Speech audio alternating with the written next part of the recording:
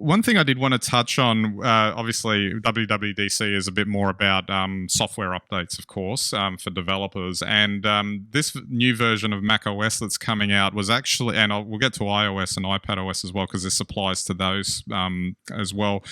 They were a bit more aggressive this time in dropping support for older Macs. And sticking with macOS for the time being, what stuck out at me is that the 2017 iMac that I've still got, I was expecting maybe another couple of years of software support for that, but because of this new update, this is now the 2017 iMac is now the absolute oldest Mac that you can run the new Mac OS on, which leads me to think that this time next year it may not be supported anymore.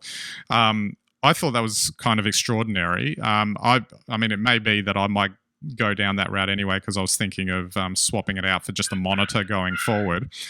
But it's just interesting that they were a bit more aggressive this time, and I have to say that that also applies in the iOS world. There were more iPhones and iPads dropped off the list this year compared to previous years, and I found that interesting in the context of Apple's known for its long-term support. Now, you can't argue that 5+ years is still good. You know, that's still pretty good, and it's still the best in the industry, really.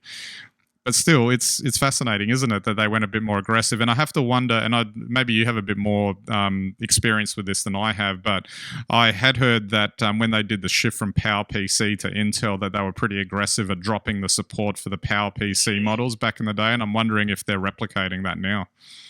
Yeah, I wonder if there's any corporate history that suggests that that's what's happening. I mean, they did it with the Power PCs, and they also did it, I think, when they shifted away from Motorola the first time as well. So Apple do have a history of it, but still, I mean, yeah, I guess, for us, 5 or 6 years seems short in Apple land, but the reality is that it's probably quite long in PCs. Anyone who would endure more than, 2 or 3 years of their same old beige box or clunky laptop would think 4 or 5 years would be a sentence, not a delight. But on a Mac, you should typically be able to get 6 and 8 happy years of usage.